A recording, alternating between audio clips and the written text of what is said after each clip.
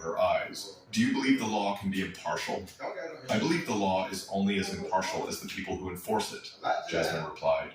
And I believe we pretend objectivity exists more often than we practice it.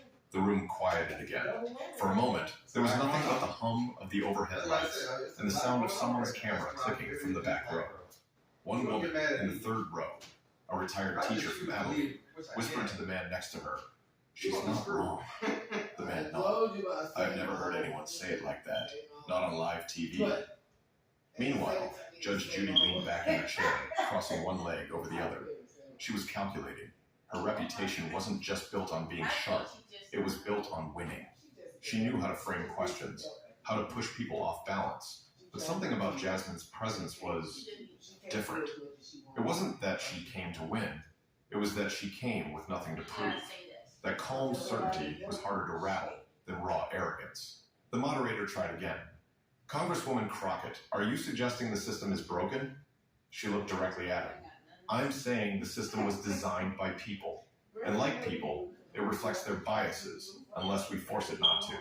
But Judy wasn't about to let the conversation end there, because if she couldn't silence Jasmine with pressure, she'd try something sharper, legal specifics. There was a stillness in the air that followed Jasmine's last statement. It reflects their biases, unless we force it not to. Not angry, not performative, just said like a fact. And somehow, that carried more weight than a shout ever could. Judge Judy, unflinching, leaned in again. Her tone was cooler now, more focused. "All right, Congresswoman," she said, "you're clearly passionate. But passion and precision aren't the same. Let's get specific. Tell me, what federal case, in your experience, best illustrates the point you just made about enforcement failing to reflect the law?" The moderator blinked. He wasn't expecting that. A few audience members murmured.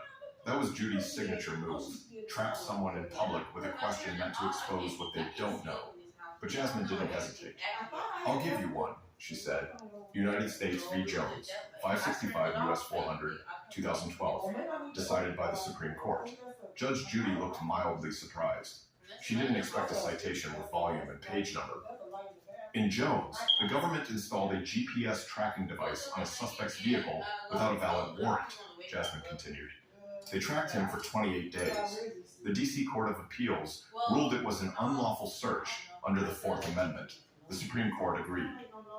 She turned slightly in her chair so she could face Judy directly. "But here's the